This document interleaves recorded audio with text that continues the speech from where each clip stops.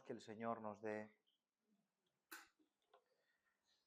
dé la capacidad que siempre nos falta para poder compartir su palabra. El peso de su palabra es tan elevado, es tan grande. Sus cosas son tan santas, tan puras, tan dignas, que se hace difícil hablar de sus cosas. Mis hermanos, son sus cosas. Son difíciles de compartir. Pero espero que el Señor pues, nos dé esa gracia.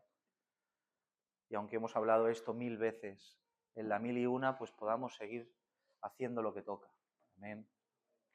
Así que vamos a compartir la palabra del Señor, ese último y tercer sermón, el 3 de 3 de estas tres porciones de las Escrituras que nos propusimos compartir previamente a la Cena del Señor.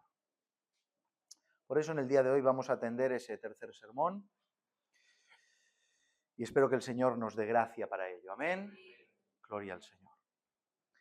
En el primer sermón, un poquito de recordatorio, aunque lo sé que lo sabéis. En el primer sermón estuvimos hablando de 1 Corintios capítulo 5 y estuvimos hablando de la importancia de sacar la levadura de nuestras vidas, levadura igual a pecado, sacar el pecado de nuestras vidas, todo en relación a nivel general, pero sobre todo en relación y contexto e implicación a la Cena del Señor, a lo que tenemos que hacer. En el segundo sermón atendimos los aspectos más relevantes que encontramos en 1 Corintios 10, hablando de la importancia de las conexiones, de la importancia de la comunión, de la importancia de lo que hay detrás de cada cosa que hacemos, de lo material y literal y tangible que trasciende a lo intangible y espiritual. Y ahora tenemos delante este último texto de 1 Corintios 11, que atiende directamente y explícitamente a la Cena del Señor en sí, presentándonos no solo la forma de acercarnos a ella, no solo las bases para nuestra liturgia, sino mostrándonos algo esencial para todos nosotros que hace énfasis en todo este texto, y es el peligro de participar indignamente de la Cena del Señor.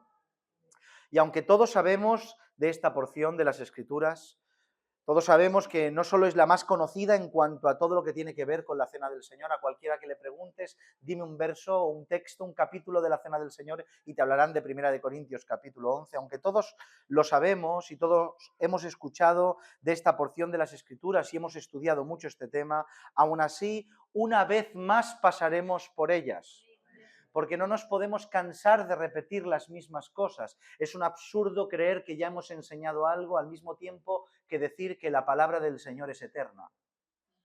Si la palabra del Señor es eterna, ¿cómo y quién somos nosotros para encapsularla en 25 sermones? Aunque hayamos predicado 25 sermones de lo mismo, si la palabra del Señor es eterna, en el 26 volveremos a redescubrir algo que Dios nos quiere hablar. ¿Entendéis esto? Por tanto, creo que es de extrema necesidad volver a repetir las mismas cosas. Así que llamo su atención a 1 Corintios capítulo 11, versículo 23 en adelante. Leeremos hasta el 31. Amén. Y así despacito, mis hermanos, que el Señor nos lo permita hacer. 1 Corintios 11, capítulo 23, leeremos hasta el 31. Dice: porque yo recibí del Señor lo que también os he enseñado, que el Señor, la noche que fue entregado, tomó pan y habiendo dado gracias, lo partió y dijo: tomad, comed, esto es mi cuerpo que por vosotros es partido, haced esto en memoria de mí. Asimismo también tomó la copa después de haber cenado, diciendo: esta copa es el nuevo pacto en mi sangre, haced esto todas las veces que la bebiereis en memoria de mí. Así pues, todas las veces que comiereis este pan y bebiereis esta copa, la muerte del Señor anunciáis hasta que Él venga. De manera que cualquiera que comiere este pan o bebiere esta copa del Señor indignamente, será culpado del cuerpo y de la sangre del Señor. Por tanto, pruébese cada uno a sí mismo y coma así del pan y beba de la copa, porque el que come y bebe indignamente sin discernir el cuerpo del Señor, juicio y come para sí. Por lo cual hay muchos enfermos, debilitados entre vosotros, y muchos duermen. Si pues nos examinésemos a nosotros mismos, no seríamos juzgados. Amén, a su bendita palabra. Hasta aquí la lectura de la palabra del Señor. Una lectura interesante, una lectura impresionante como todas. Vamos a intentar hacer lo que hemos hecho durante estos días, que en vez de explicar todo esto de forma temática, vamos a intentarla de alguna manera hacerlo un poquito más expositivo, como lo hemos hecho en estos días, que creo que está siendo de bendición para toda la Iglesia. Así que damos comienzo. Versículo 23. Porque yo recibí del Señor lo que también os he enseñado. Yo recibí del Señor lo que también os he enseñado. El versículo no puede empezar de mejor manera, ¿no lo creen? Porque yo recibí del Señor lo que también os he enseñado. Y digo que no puede empezar de mejor manera porque esta expresión nos proporciona tanto el mandamiento como la tranquilidad para cumplirlo. Nos proporciona esta sola expresión, el mandamiento, como la tranquilidad para cumplirlo. El mandamiento, porque podemos ver al apóstol Pablo enseñándonos a todos nosotros acerca de la cena del Señor. Enseñándonos, la palabra en griego paradidomi significa entregar, transmitir, incluso encarcelar esa enseñanza. Lo que sugiere que no es una enseñanza que se limita a la información para la amplitud del conocimiento, sino que es una enseñanza que se transmite para ser obedecida, con las directrices, como las directrices de un padre que tiene hacia sus hijos, encarcelando sus enseñanzas en sus mentes y corazones. Por tanto, Él nos enseña y nos transmite el mandamiento claro, encarcelándolo en nuestras mentes. No para que solo comprendamos, sino que para, tras comprender, obedezcamos. Lo que nos sigue confirmando lo que llevamos diciendo durante estos diferentes sermones, que la práctica y conmemoración de la Cena del Señor, que la participación de la Cena del Señor cada 14 de Nisan, no está en tono de sugerencia, sino en tono de absoluta ordenanza. En otras palabras, siendo cristiano regenerado, pasado por las aguas, uno no puede plantearse la idea de no participar de los símbolos, sino que tiene que hacer todo lo necesariamente proporcionado por la Escritura para ponerse en el lugar adecuado y participar de los símbolos, porque es un mandamiento del Señor. No es sugerencia, es mandamiento. Pero no solo nos muestra el mandamiento, sino que también nos muestra la tranquilidad a la hora de cumplirlo. Nos proporciona tranquilidad a la hora de cumplirlo. Y ahora entenderán por qué.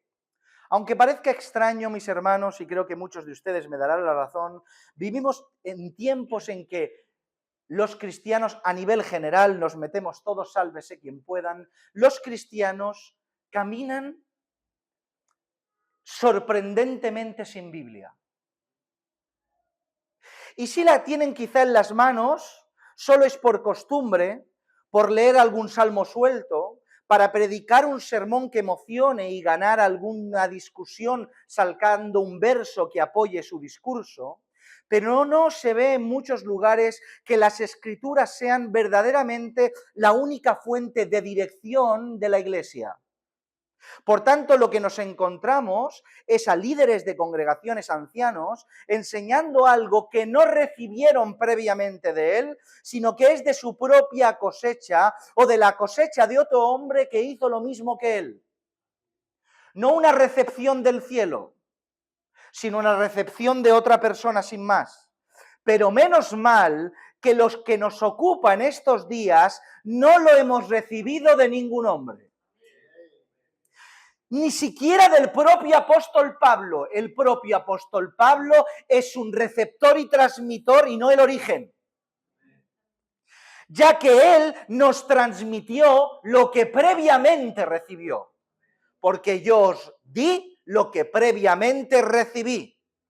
Porque los verdaderos siervos del Señor no se atreverían en ningún momento a enseñar aún más, a demandar al pueblo del Señor aquello que previamente no hubieran recibido. Solo tenemos licencia de enseñar lo que previamente recibimos. Y no hagamos trampa. Lo que le ocurrió al apóstol Pablo nunca jamás le volverá a ocurrir a nadie. Ya que lo que él recibió, lo recibió vía instrucción del Cristo glorificado.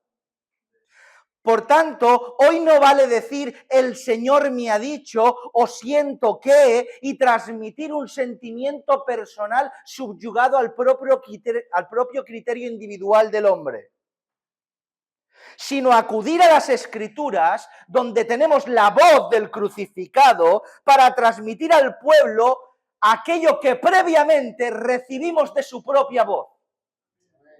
Y no esperes ir por los caminos y que el Señor te tire al suelo y te instruya durante 3 años en una población para enseñar lo que tienes que transmitir. Sino que acude a las Escrituras porque ahí está la misma voz que instruyó el apóstol Pablo para poder transmitir con seguridad el mandamiento. La seguridad del mandamiento no está en el propio criterio individual del hombre, sino que está en el criterio de Dios plasmado en las Escrituras. ¿Lo creéis? Es por eso que cuando un cristiano verdadero es confrontado con la Escritura respecto a lo que tiene que hacer, aunque le cueste asimilarlo y ponerlo por obra, es cuando en realidad decide someterse a ello, lo entienda más y lo entienda menos. ¿Saben por qué? Porque el mandamiento lo han recibido de la Escritura y no del hombre. En ocasiones nos es difícil obedecer porque las demandas que se nos exigen vienen por boca del hombre y por criterio subjetivo del individuo que nos enseñan, sea pastor, sea hermano, sea quien sea. Pero cuando un cristiano verdadero se expone ante alguien, un pastor, un hermano, un cabeza de familia que le abre las Escrituras y le enseña la verdad, no hay otra posibilidad que, aunque me cueste la vida, ponerme sujeto a lo que se me enseñó, porque no me lo enseñó de su propia cosecha, porque me enseñó lo que a sí mismo recibió. Así pues, en un solo versículo tenemos mandamiento, pero también tenemos la tranquilidad de que el mandamiento no viene de un hombre, sino que viene de Dios. ¿Entienden esto? Así pues, en un solo versículo tenemos el mandamiento de cumplir con esta cena del Señor con tranquilidad. El texto no solo nos proporciona mandamiento y tranquilidad, sino también contexto. El verso 23 termina que el Señor Jesús, la noche que fue entregado, tomó pan. Esta breve mención nos ubica inequívocamente en ese momento exacto, sublime de la historia, en el cual el Señor Jesús, en ese aposento alto, participó de la cena del Señor con sus discípulos íntimos, de la última Pascua que estuvo con ellos con vida, para posteriormente, después de salir de ese lugar, fuera apresado, siendo el cabeza de su captura, Judas, el que lo traicionó. Pero regresando a la mesa en sí, y después de hablarnos de este pan que se parte, nos continúa diciendo el apóstol, versículo 24 al 26. Y habiendo dado gracias, lo partió y dijo: tomad, comed, esto es mi cuerpo que por vosotros es partido. Haced esto en memoria de mí. Asimismo, tomad también la copa después de haber cenado, diciendo: esta copa es el nuevo pacto en mi sangre. Haced esto todas las veces que la bebiereis en memoria de mí. Así pues, todas las veces que comiereis este pan y bebiereis esta copa, la muerte del Señor anunciáis hasta que Él venga. Podemos ver muchas cosas importantes en estos 3 versículos que recién hemos leído, muchas cosas importantes. Por un lado, el mandamiento que explícitamente nos enseña que cada vez que participemos de la mesa del Señor debemos participar tanto del pan como del vino. 2 símbolos reiterativos cada vez que se da esta enseñanza, el pan y el vino. El pan que simboliza el cuerpo de nuestro Señor Jesús, que tuvo que ser partido por causa de nuestra desobediencia, y la copa que simboliza su sangre derramada para la expiación de nuestros pecados y que toma la importancia entre estos 2 elementos como la señal del nuevo pacto. Por tanto, esta forma de presentar los símbolos denota la particularidad de los mismos. Son importantes los símbolos que se presentan. Podemos notar, como dice, no dice pan y copa sin más, sino que especifica y matiza este pan y esta copa en específico. pasando de un pan y una copa generalizada a un pan y una copa específica. Este pan en particular, esta copa con su vino en su contenido en particular. Porque ese pan y esa copa no eran un pan y una copa habituales, sino los elementos que se encontraban en la celebración de la fiesta de la Pascua y que Jesús utilizó durante el tiempo que estuvo entre los mortales. Jesús no utilizó un pan cualquiera, Jesús no utilizó un vino cualquiera, Jesús utilizó ese pan y esa copa porque estaba en la propia fiesta de la Pascua, ese 14 de Nisan, celebrándola con esos elementos en particular, ¿entienden? Un pan sin leudar, conocido como matzá, y una copa de vino conocida como la copa de la redención, que ya explicamos anteriormente. Es por eso que los símbolos que se utilizan en la cena del Señor son altamente significativos y se tienen que tener en gran valor y consideración. Utilizar otro tipo de pan que esté leudado, creyendo que no pasa nada, refugiándonos detrás de el Señor conoce los corazones de cómo hacemos las cosas, es un completo despropósito. Porque es cierto, y lo digo sin temblar, de que el Señor es capaz de pasar por alto una celebración de la cena del Señor sin ningún tipo de símbolo, si te ves en una cárcel, si te ves en un desierto y si no te ves con la posibilidad de coger ningún pan y ningún vino, puedes celebrar la fiesta sin necesidad de iglesia, sin necesidad de hermanos, sin necesidad de símbolos, estando tú solo con el Señor. Y el Señor recibe tu conmemoración cogiendo tu corazón, sabiendo que no tienes otra opción. Porque no es en realidad el símbolo material en sí la importancia, sino el corazón y la responsabilidad que tenemos de acercarnos adecuadamente a eso.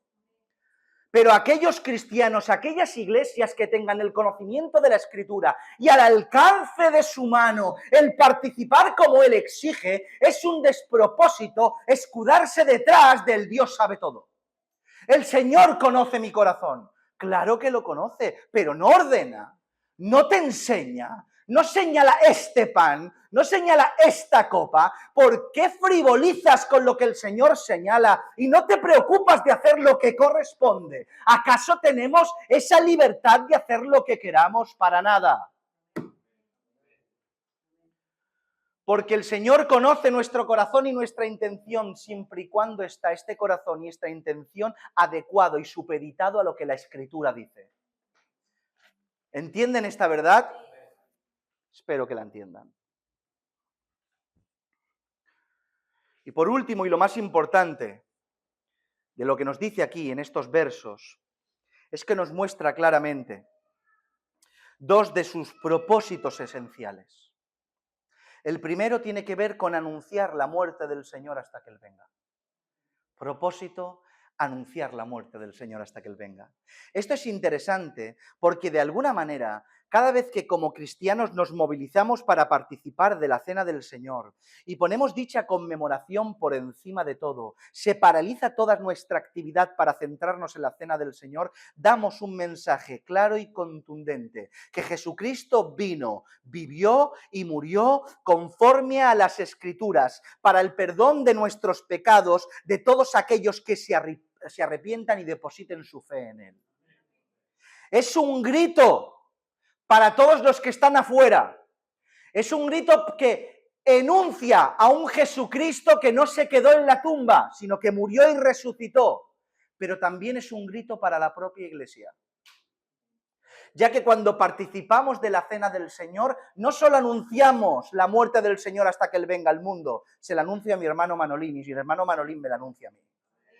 Mi hermano José Manuel se la anuncia a mi hermano Joe, y el hermano Joe al hermano Antonio, y la hermana Eli a la hermana Cándila, y así estamos todo el rato. ¿Por qué? Porque no solo es un anuncio para afuera, sino es un recordatorio para la propia iglesia.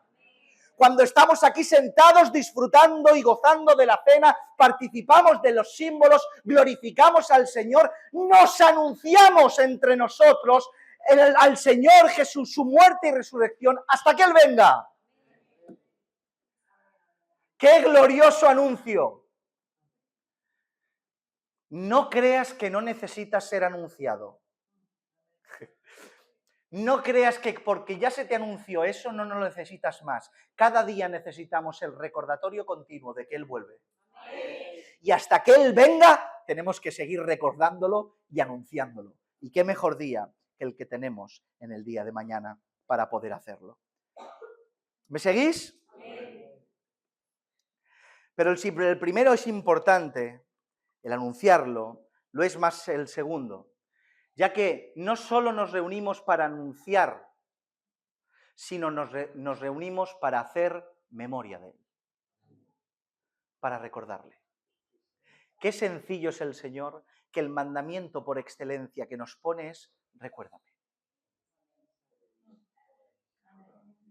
¿Qué es esto, mis hermanos? A ver, ¿se han parado a pensar? Recuérdame. Recuérdame. Esto parecerá fuerte, pero si es importante anunciarlo, también lo es el recordarlo. Porque más importante que todo lo que nos puede dar, más importante que regrese a por nosotros, ¿me escuchan? Más importante que la dádiva es Él. Más importante que el cielo prometido es Él. Más importante que la redención es Él. Más importante que todo lo que hizo por ti y por mí es Él. Él es más importante que todo. La memoria de Él es el centro de la celebración. ¿Lo creéis? Sin Él no hay fiesta. Sin Él no hay recordatorio, sin Él el pan no sirve, sin Él el vino no tiene sabor, sin Él las alabanzas no tienen sentido, sin Él las oraciones se quedan huecas. Si Cristo no está en el centro, la iglesia está aquí de más. Por tanto, cada año tenemos que conmemorar la muerte de nuestro Señor Jesucristo, participando de los símbolos tanto para anunciarlo como para recordarlo. No solo lo que hizo por nosotros, sino lo que Él es. Lo que Cristo es y lo que Cristo hizo. El apóstol, después de señalar a los corintios todo lo que hemos mencionado, se dispone a señalarles las advertencias de acercarse inapropiadamente a la santidad de la mesa. Verso 27.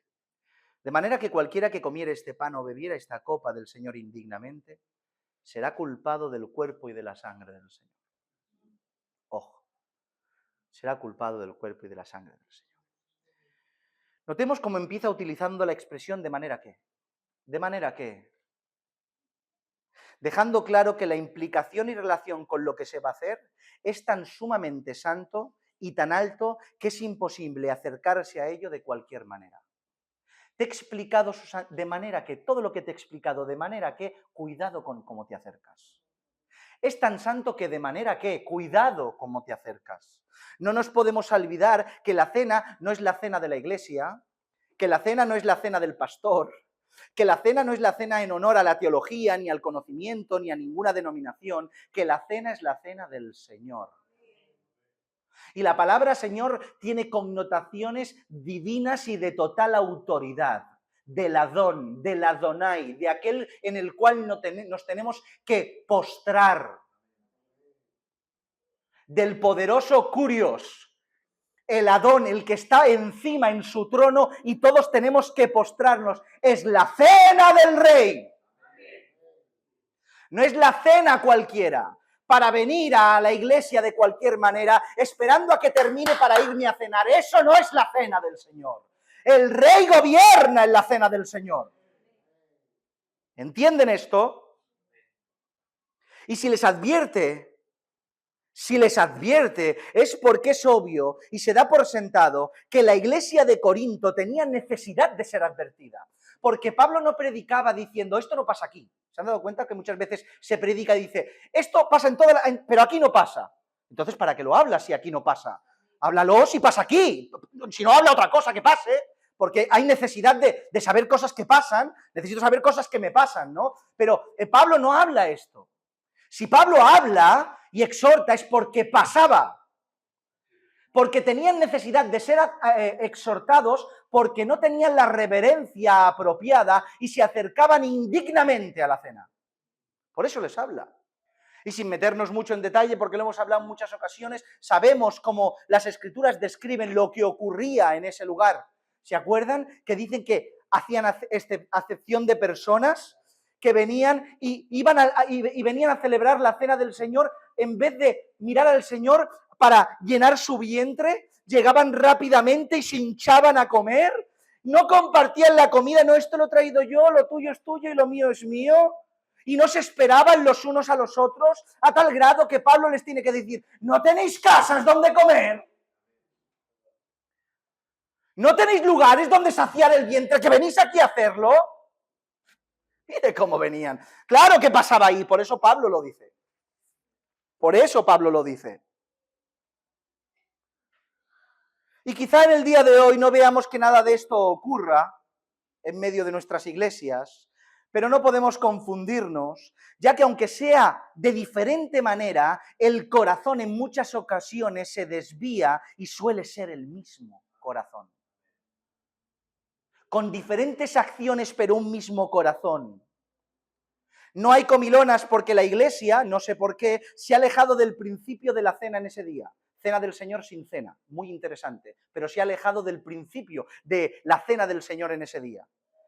Pero sí que, aunque no hay cena para manifestar una glotonería y una envidia y un no querer compartir, sí que hay irreverencia, sí que hay falta de respeto, cero consciencia de lo que se tiene que hacer, se participa de la mesa de cualquier manera, sin orar, sin inclinar la cabeza, sin doblegar el corazón, al ser una participación que se entiende semanalmente, la costumbre semanal de acercarse es como si fuera algo liviana y de costumbre, y no se tiene esa conexión apropiada por hacerlo de esa manera. Y aunque no hay glotonería, aunque quizá no hay esos pecados, hay otro tipo de pecado, porque no se considera lo que ahí está ocurriendo. Yo he sido testigo de todo esto, y muchos de ustedes también, de cómo uno está hablando así tranquilo, le pasan el pacto, toma los símbolos y sigue hablando, y le da del pan de la cesta al niño para que se entretenga.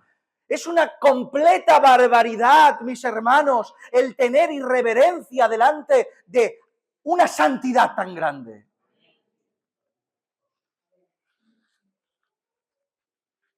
Y en parte culpa ha sido nuestra, como siervos del Señor, de no darle la importancia apropiada, de no ponerse los pelos de punta cuando hay personas que se toman el pacto y debido a que han ingerido alimentos y bebidas se van afuera a fumarse un cigarro.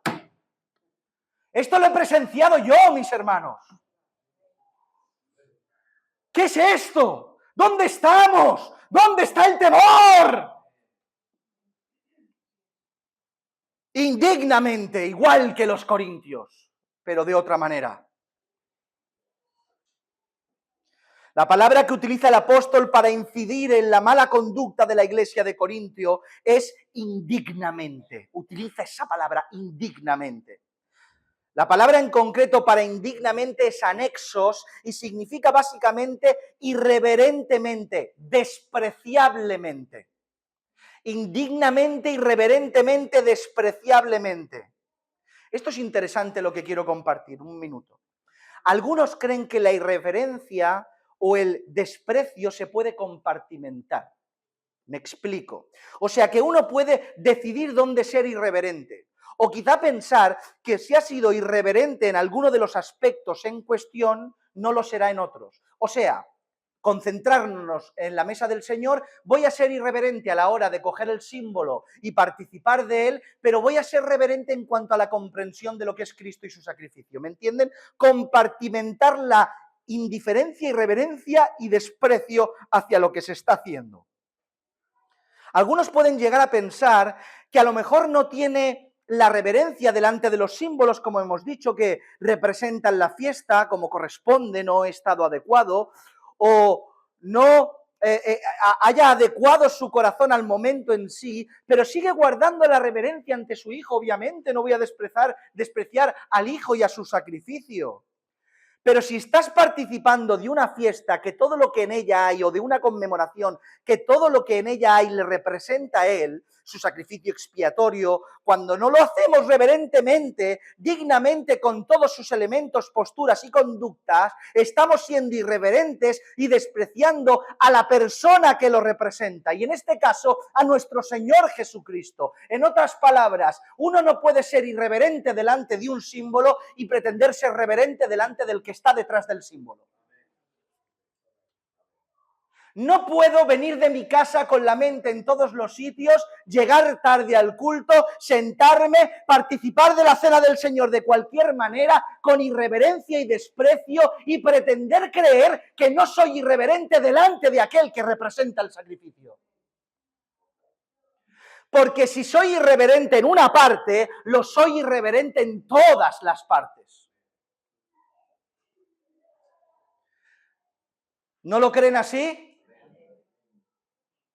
Imagínense que alguien en una ceremonia de bodas no se comporta como corresponde dentro de la ceremonia, faltando el respeto a los novios, al honor de la consagración de ese matrimonio, a los ancianos que ahí están, y se comporta inadecuadamente, que le tienen que llamar la atención quizá y sacarlo. ¿Se creen que esa persona deshonra el momento pero honra a los novios? No, porque su desprecio al momento se traspasa su desprecio a lo que el momento representa. Porque todo va ligado. Y hasta el mínimo detalle tiene que haber reverencia, incluso cuando partes el pan. Si cuando partes el pan no te partes tú, hay un problema. Parte el pan y pártete tú. Nosotros con el pan. Y esto no solo se aplica aquí. Y perdonen que a lo mejor me extienda un poco más porque el Espíritu así me lo dicta. Esto no solo se aplica aquí, tenemos que extender esto a todo. Ya que todo lo que hacemos con relación a Él le representa a Él. Por tanto, todo lo que tiene que ver con Él tiene que tener la mayor santidad y cuidado posible. Y esto, hasta una mínima lectura en tu casa. Uno no puede ponerse delante de las Escrituras vestido de cualquier manera. Uno no puede hacer las cosas de cualquier manera porque es Dios, es lo santo. Y a veces se nos olvida todas estas cosas. Se nos olvida lo que hay detrás de lo que hacemos.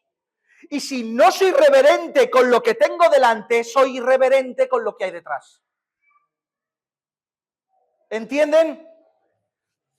Que el Señor nos ayude a ser conscientes de todo lo que hacemos para la gloria de su nombre. Cada vez que hablamos de este tema, hay que hacer esta aclaración importante para que nadie se confunda.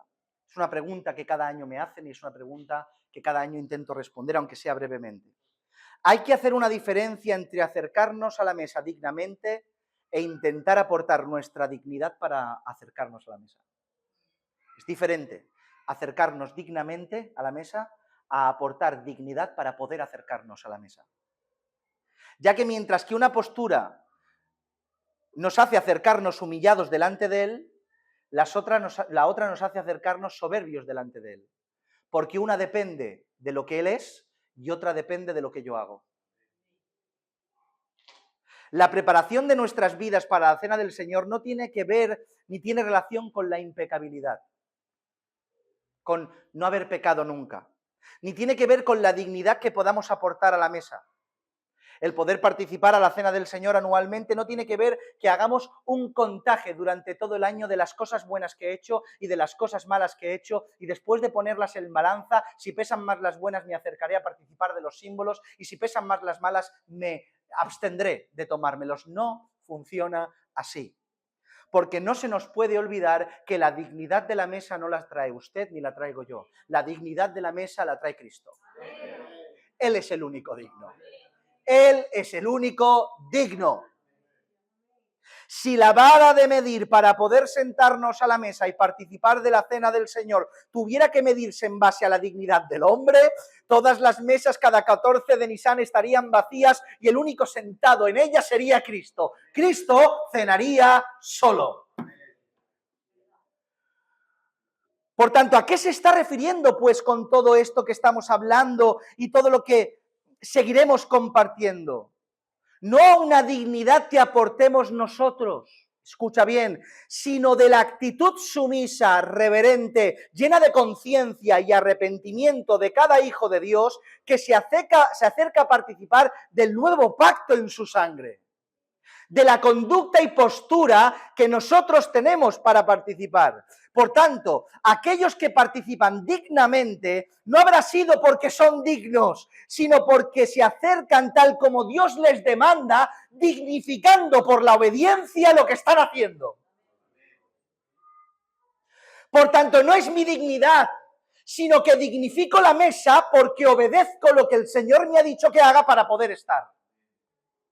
¿Entienden la diferencia? Porque una cosa es creerte digno y otra cosa es traer dignidad a la mesa. Es completamente diferente.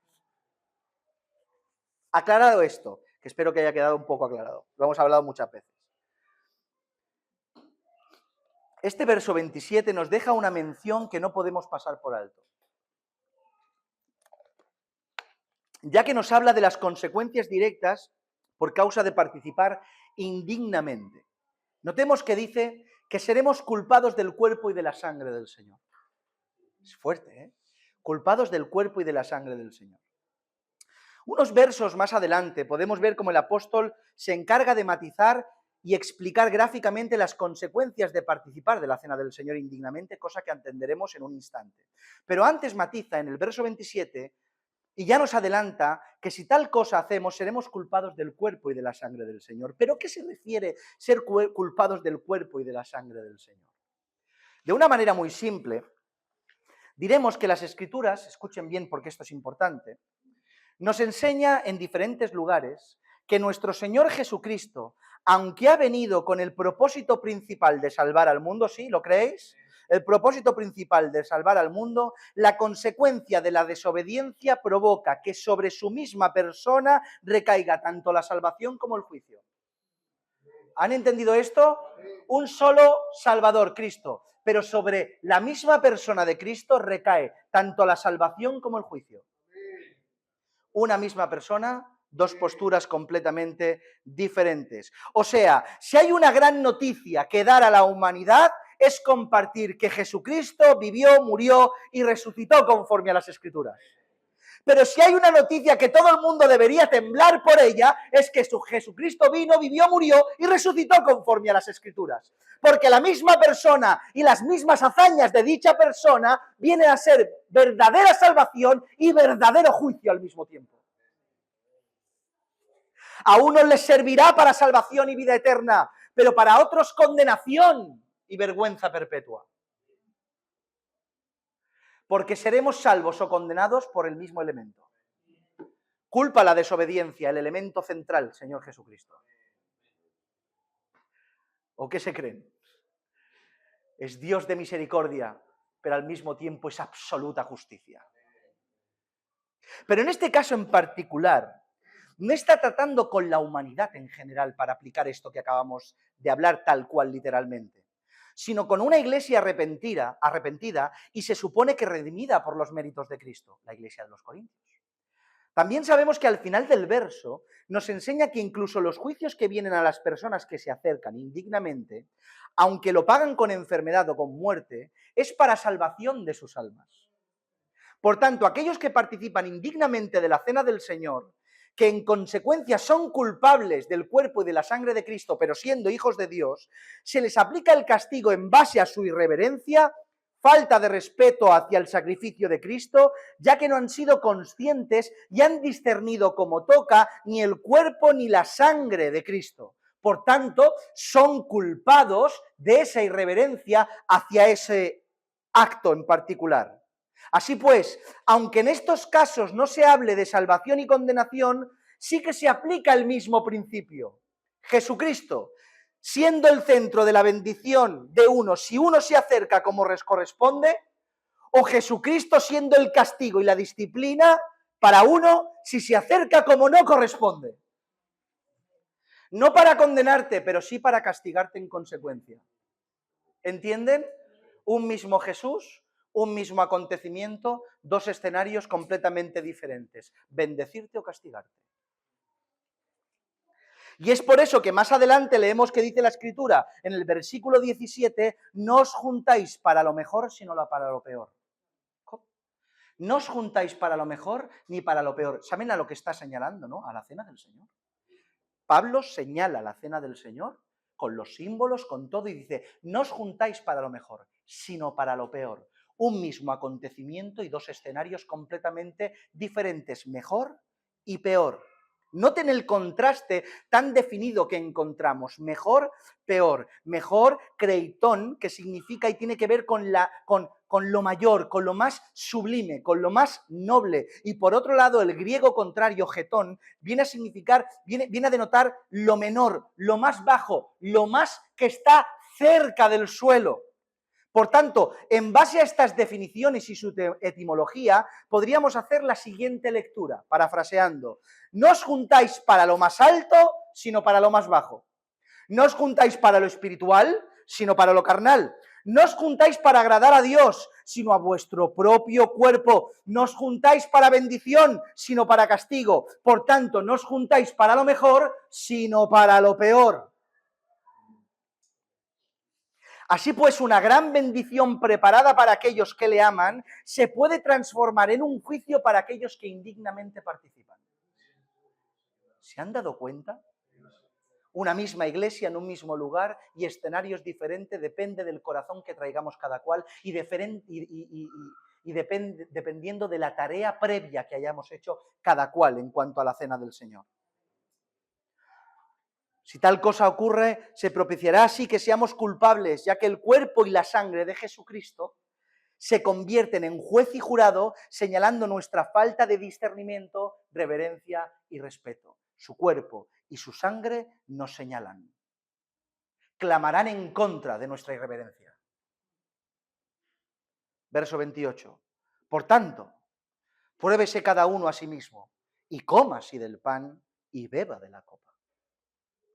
Podemos ver una vez más cómo Pablo vuelve a comenzar su versículo, su texto, su expresión con un absoluto, con un máximo. En este caso es la expresión otra vez, por tanto. Por tanto, ¿notan el ritmo y la entonación del apóstol Pablo? Os estoy diciendo tantas cosas que, por tanto, dejando claro a su audiencia que es tan grave el delito y tan grave la consecuencia que deben reaccionar y tomar conciencia de lo que están haciendo. Es por eso que utiliza la expresión por tanto. Como esto es tan grave, pruébese cada uno a sí mismo y toma del pan y tome de la copa. Este verso 18 nos da un detalle imprescindible a la hora de discernir y saber quién es el responsable y quién toma la decisión de poder participar de la cena del Señor y acercarse a la mesa. Y tenemos que recordarlo, sé que lo sabemos, pero tenemos que recordarlo un año más. Y aunque puedan haber salvedades, aunque puedan haber dificultades en la congregación con ciertas personas que no están ubicadas como toca y están desajustadas en cuanto a su criterio y tengan que intervenir los ancianos de la iglesia para ponerlos en el lugar, y si no hay un arrepentimiento correspondiente o hay una manera ajustada, evitarles el juicio que ellos mismos quieren comer, aunque eso puede ser algo puntual que ocurra, la decisión de participar de la cena del Señor la tiene absolutamente el propio individuo en sí.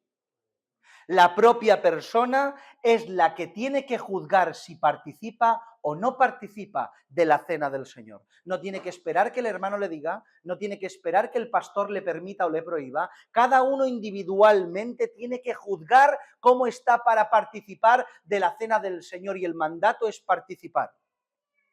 Y aunque encontramos diferentes expresiones a lo largo de los textos, las que encontramos en este versículo 28 es contundente para comprobar y corroborar tal afirmación que recién hemos dicho. Pruébese cada uno a sí mismo. No esperes la prueba del prójimo, no esperes la prueba del pastor, pruébate a ti mismo. Es por eso que el individuo en particular, que tras su previo examen de su vida y su relación para con Dios, que tras su necesario discernimiento del cuerpo de Cristo, tome la determinación de ponerse a cuentas con el Señor primero y tome la decisión libre de acercarse a los símbolos como corresponde individualmente él. Esa es la elección. Pero esta realidad esta libertad que Dios da al individuo para participar, también pone al individuo bajo la responsabilidad y la consecuencia de participar digna o indignamente.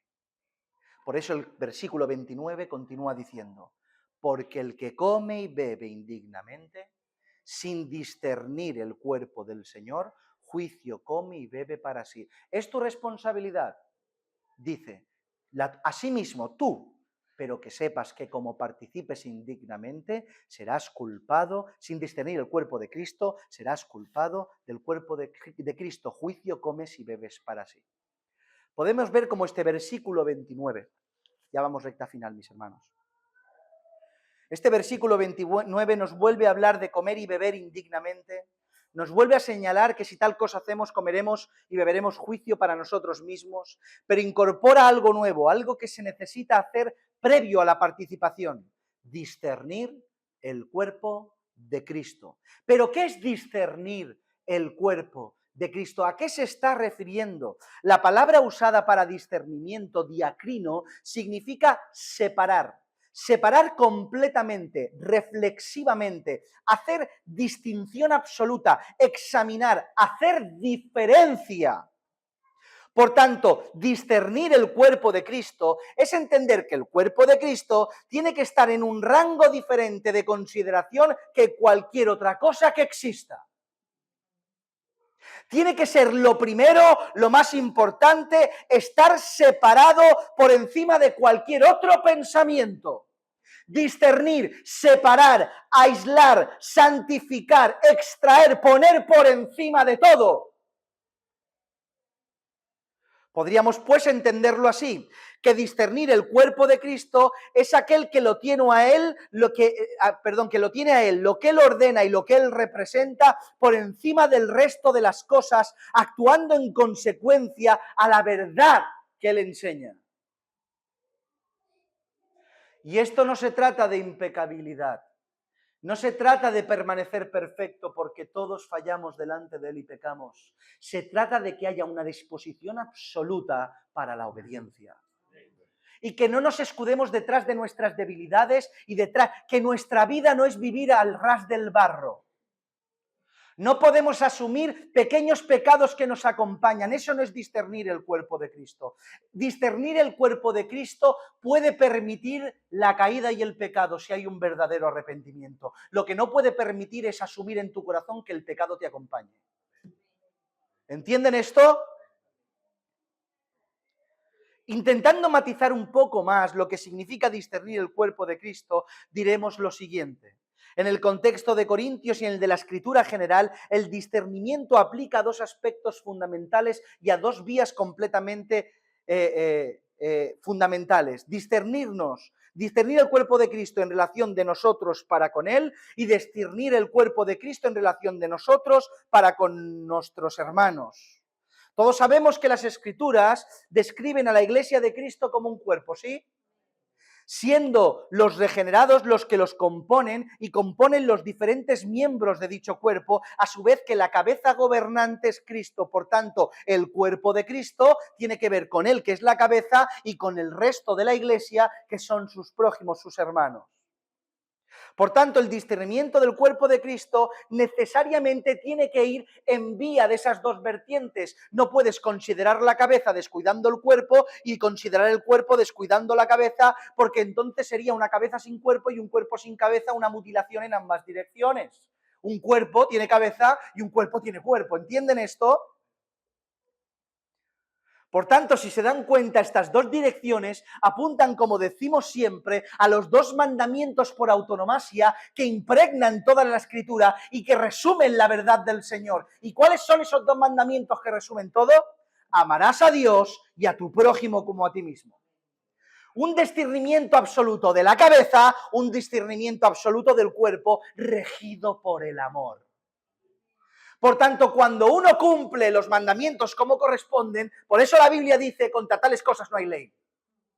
Porque hacemos lo que toca, discernir como toca, tanto a Dios como al cuerpo.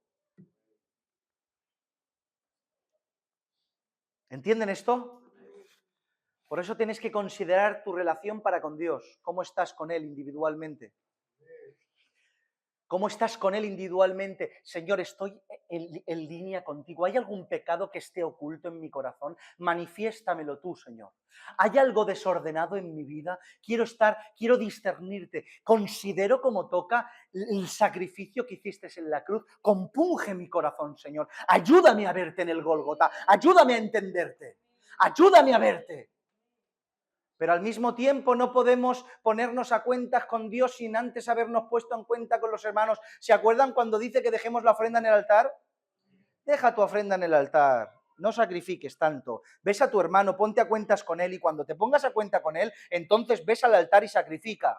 Porque no podemos pedirle perdón al Señor si con los zapatos puestos de un hermano que le hemos robado previamente, sino que tenemos que devolverle los zapatos, pedirle perdón y después ir a pedirle perdón al Señor, porque hay una tarea que hacer cara con el cuerpo antes de hacer la tarea cara con la cabeza. Por eso es un discernimiento para con Dios a un discernimiento para con el cuerpo. Por eso hay muchas personas que de alguna manera dicen que tienen una relación muy estrecha con el Señor cuando tienen un completo desapego con sus hermanos. Y no tiene sentido de que estés bien con el Señor y no tengas relación con tus hermanos. Porque tenemos que saber discernir la cabeza, pero al mismo tiempo saber discernir el cuerpo. ¿Entienden esto? Nos encontramos ahora, recta final, delante del verso que mencionamos anteriormente, en el cual Pablo especifica explícitamente las consecuencias directas de la desobediencia y no discernir adecuadamente el cuerpo de Cristo, versículo 30. Por lo cual hay muchos enfermos y debilitados entre vosotros y muchos duermen. Podemos ver cómo Pablo menciona 3 escenarios de castigo en consecuencia de la desobediencia y que al mismo tiempo, aunque son diferentes, están relacionados al mismo tiempo. Notan enfermos, debilitados y duermen. Para su información, yo sé que lo saben, pero se lo recuerdo, la palabra dormir aquí, koimao, y en muchas otras ocasiones en la Escritura, tiene que ver con morir, con fallecer. O sea, enfermos, debilitados y fallecidos. Es lo que dice el texto. ¿Por qué decimos que son diferentes pero tienen relación? Porque aunque abarcan diferentes estados de la salud de la persona, un enfermo, un debilitado y aquel que fallece, todos describen los diferentes estados del decaimiento de una persona antes de su fallecimiento. Primero enferma, después se debilita, hasta que al final fallece. Es algo natural completamente. Y por eso es algo que si no se pone freno, va cogido consecuentemente de la mano. De alguna manera, el Señor nos hace entender que podemos enfermar, pero podemos rectificar la enfermedad. Podemos enfermar y podemos debilitarnos, podemos rectificar, o podemos enfermar, debilitarnos y llegar a fallecer. Siempre hay un momento de rectificación en el momento y trayecto de las diferentes consecuencias de nuestra desobediencia. ¿Me siguen? Nosotros tenemos que entender esta realidad de la Escritura tanto de forma literal y física como de forma alegórica y espiritual. Me explico. Nosotros no podemos mirar para otro lado y hacerlo esto fácil. La Biblia tiene una particularidad, que es tan sumamente honesta y buena que no te lo pone fácil. Te lo pone posible con él, pero fácil nunca. Porque la Biblia te dice la verdad. Somos nosotros que lo hacemos fácil a veces. Somos nosotros que ponemos la mano, que nuestro sentimiento nos juega malas pasadas. El Señor nos ayude a ser mejor pastores que amigos, de verdad. Y como digo, nosotros no podemos mirar hacia otro lado ignorando lo que las Escrituras nos dicen al respecto y abarcar solo la parte que nos conviene, porque la parte que es menos difícil, porque la parte que es más difícil dejarla y no querer asimilarla. Pero la Biblia es clara al respecto. Aquellos que participan indignamente de la cena del Señor, estamos todos expuestos al castigo divino, el cual puede manifestarse física y espiritualmente en sus vidas, como decía. Puede llegar esta enfermedad espiritual, esta debilidad del alma, este sentimiento de lejanía paulatino, hasta que de alguna manera aparentemente morimos espiritualmente y el Señor nos pone en un estado de vinculación con el pecado, dejando su mano, dejando que nos enfanguemos en el pecado, que no tengamos ningún tipo de relación ni conexión con Él, hasta que como suyo llega un momento que nos hace volver en sí y lleno de barro volvemos a la casa del Padre. Pero hay una desconexión que si no se para termina allá afuera. Hay una desobediencia por no participar dignamente, por no hacer las cosas como corresponden, que si no se para nos lleva allá afuera. nos debilitamos, o sea, enfermamos, nos debilitamos y si no rectificamos podemos fallecer. Pero también se puede materializar en enfermedad literal. Y lo hemos explicado muchas veces y no vamos a poner otra vez los ejemplos aquí. Hay un montón de sermones que pueden acudir para poder atender esto. Pero el Señor castiga de esta manera y lo dice por toda la Biblia. El Señor emite juicio para poder ofrecer misericordia. Lo voy a volver a decir. El Señor emite juicio para poder ofrecer misericordia. Porque más para adelante, como hemos dicho, estos juicios y castigos son para que su propia muerte en base al sacrificio de Cristo expíe su pecado y pueda ser salvo.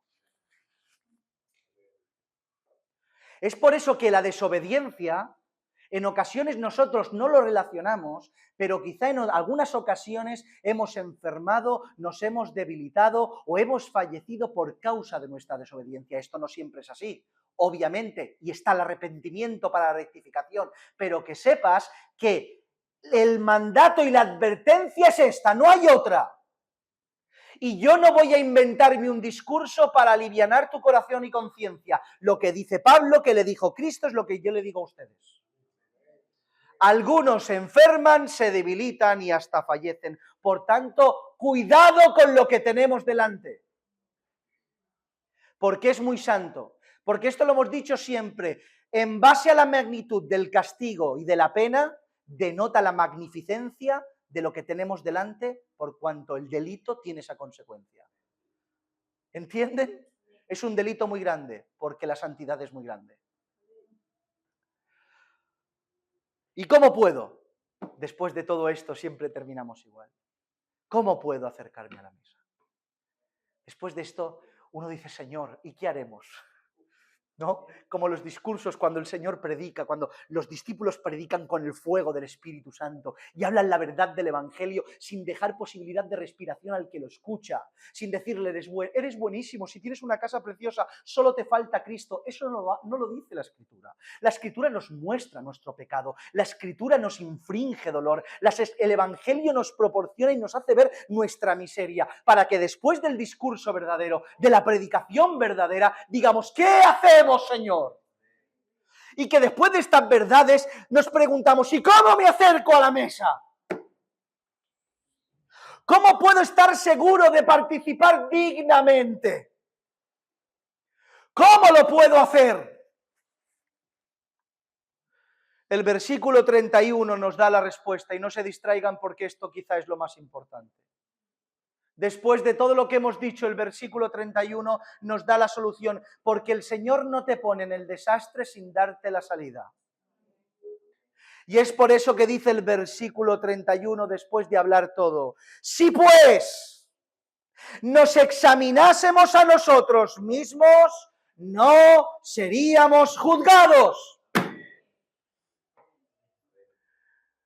Si nos examinásemos a nosotros mismos, no seríamos juzgados. La solución es simple. Ponte delante del Señor. ¿Cómo participo a la mesa? Ponte delante del Señor.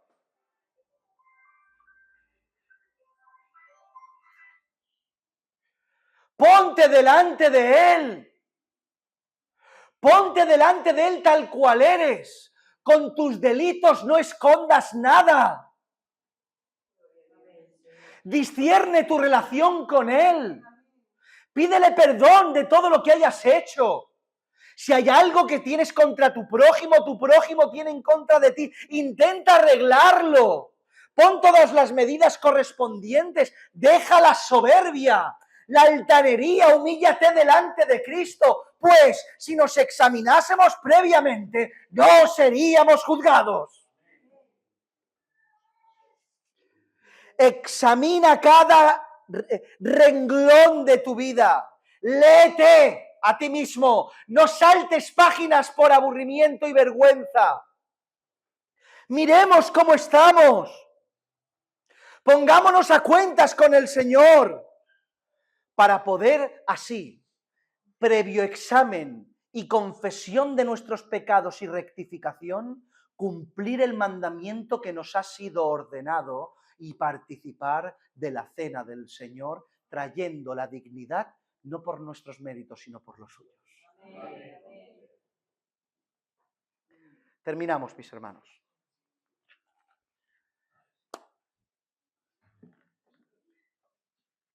Un año más doy gloria al Señor y gracias al Señor por poder hablar todas las vertientes de este tema, aunque sea de forma reducida. Propiciando en el corazón del pueblo los dos sentimientos imprescindibles que tienen que haber para la cena del Señor. ¿Saben cuál es? Temor y gozo. Temor y gozo. Y por medio de la predicación de la palabra podemos experimentar estos dos sentimientos. El temor de la magnificencia y la santidad de lo que se hace y al mismo tiempo el gozo de que es posible porque Él ya lo hizo por mí. Por tanto, pídele al Señor que mañana esos sentimientos se exacerben en tu corazón.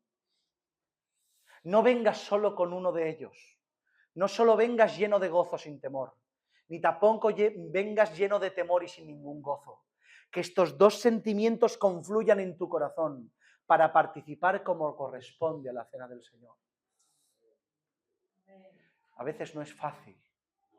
Créanme que a mí a veces se me escapan los sentimientos, se me escapa esa conciencia. Por causa quizá de tantos años y hablar tanto y decir mi debilidad, mi lejanía. Pero le pido al Señor que, aunque sea en el último momento, me haga sentir esa sensación de absoluto temor y absoluto gozo. Y que cuando parta el pan me parta yo. Y cuando beba el vino sea consciente del nuevo pacto. Pídele al Señor porque Él te lo concede. Porque Él es bueno y no es tu dignidad, ni la mía, sino la suya. Inclina tu cabeza y vamos a orar.